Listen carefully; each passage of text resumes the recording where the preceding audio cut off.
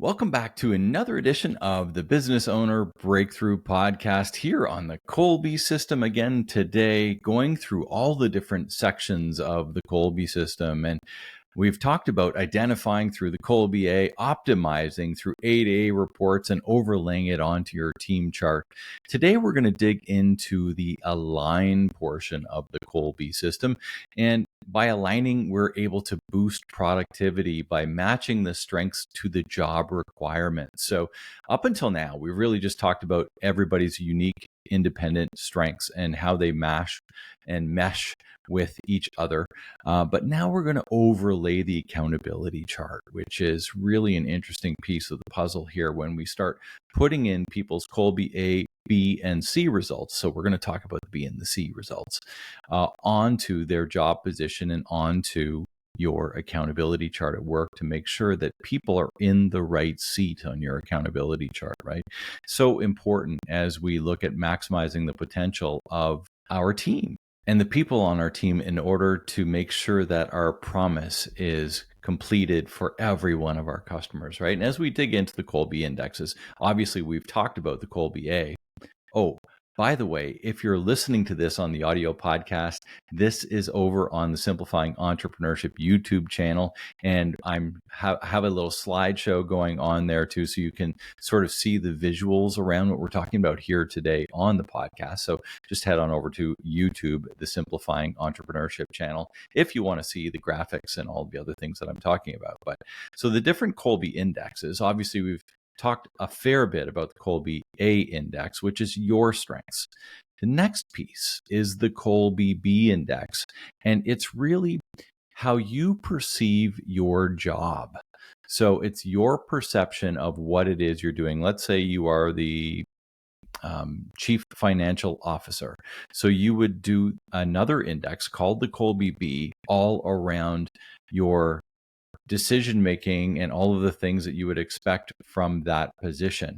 And then there's the Kolbe C index, which if you're the boss of that person, you would essentially do that report as to your expectations of that position. So you've got now 3 reports. One, your Kolbe A assessment, which is how you innately take action, right? Your Kolbe B report is how you assume the person in your position should take action. And the last one is the Kolbe C is how your boss perceives that particular job. So if you're the owner of the business, it's sometimes hard to get a Kolbe C on your own position. What I've done in the past is I've asked people that work with me to do a Kolbe C on their expectation of what they're hoping from me. So essentially, if you look on the accountability chart, I would have somebody who's essentially below me on the accountability chart do my Kolbe C for me. It's a little bit different, but when basically you're the owner of the business, you don't have anybody above you to do the Kolbe C. So that's basically how that works. So when we start merging these 3 assessments, the most interesting pieces of the puzzle is when you look at your Kolbe A and your Kolbe B, just like we looked at the A to A's beside each other, there's often areas, gaps, and differences. So what you perceive you need in your job, you're not always like that innately. And what your boss perceives in your job, it's not always like that. And here's another piece of the puzzle when we overlay the Kolbe B and the Kolbe C, which is how you expect your job to be done and how your boss expects your job to be done outside of how you naturally are. That's another very interesting point of conversation. So not all of these things are absolute reasons to either hire or fire or any of those sort of things around certain jobs, but it can tell you where you're going to have stress and strain in the relationship, right? The relationship, your own relationship with your job, your boss's relationship with your job, and your boss's relationship with how you perceive that particular job as well. So all of those things bring up great conversations around what you can do to better the position, to better the accountability chart, to strengthen the team. And when you start overlaying the B's and the C's onto other people too, when we think of advancement within the company, then basically we can be looking through the rest of our bench, essentially, all of the different people that would be applying for this, whether they're internal people or external people to this particular position that may have opened up, then we can do some alignments within your A's, B's, and C's to see if it's really the right fit for this particular position.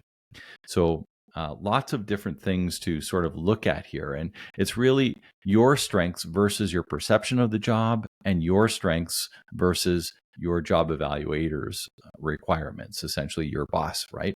So we're going to take an example here today of a VP of sales, and his name is Jimmy Gregory. So as he did his Kolbe B index, which was his perception of his own job, he came up with 7 in Fact Finder, 3 in Follow Through, 9 in Quick Start, and 1 in Implementer. So 7, 3, 9, 1 was his Kolbe B result. And he was in quite a bit of contradiction here in a few of the areas when we looked at his actual Kolbe A result. So as we roll into his Kolbe A for who he actually is 4483. But he thought in his job as the role of VP of sales, he should be a 7391. So going back to last week's discussion, whenever we have differences of 3 or more, there's areas of conflict. And in this case, Jimmy believes that he should be a deeper fact finder than he is. He thinks in this position he needs to be a 7 fact finder, but his innate way of doing things is just a 4. So he's caused a bit of uncomfortableness there with regards to that, because the other ones, as you look through it, are fairly close: 4 to 3, 8 to 9, and 3 to 1. So those ones are they're within the realm of comfortableness, but it's this fact finder mode that is the one that's going to give them the most strain, as we call it in Kolbe terms. And strain is really self-induced stress caused by trying to act out of your own modus of operandi, your own MO, essentially. So being that his own MO is a fact finder at a 4 and he feels it should be a 7, this is causing some stress and strain for him down the road. And it's one of those things when we look at the A to B report. So if you're thinking about an A to C report, it would be done exactly the same way when we're overlaying the boss's report onto the A or the boss's report onto the C when we look at the differences, right? And then the reporting, when we start doing an A to B report, it will tell you through the reports on how to minimize that and how to take action around that. So in this case, strategies for minimizing stress for Jimmy would be to get help or a partner to use technology, take actions in short bursts, consider the time of day, and to reshape the job so it works with your strengths. So when we think of those differences, those are all the things that he could do in order to minimize the amount of stress within that particular position, right? So the really nice thing about the Kolbe reports is that it's always giving you the way to make your life easier, to minimize stress, to have better communication, to have better conversation, and to get things done. That's what Kolbe is all about, how you take action, right? So if we think about those 4 modes again, when we think about people that initiate with a high fact finder, it's how can I get enough critical pieces of information to move forward, right? They need the research, they need the data, they need the information. And the people that initiate who have the highest scores in their follow through, it's how can I get closure on this part of the plan? They don't like to move on without finishing their checkboxes, lists, and things like that to the next step, right? Initiating quick start, which I've mentioned in the past, that's more like me. It's how can I create an urgent deadline or change the way it's done? We're generally change agents that are often require a firm deadline in order to power through what they need to do. Initiating implementer, how can I build a prototype or make it more tangible or find out what it looks like and feels like when it's done? So they like to touch and feel things, right? And so the more we can live in those zones and set ourselves up for minimizing stress, the better we are when we initiate in those different areas, right? So there are really 3 different types of stress when we look at these different assessments.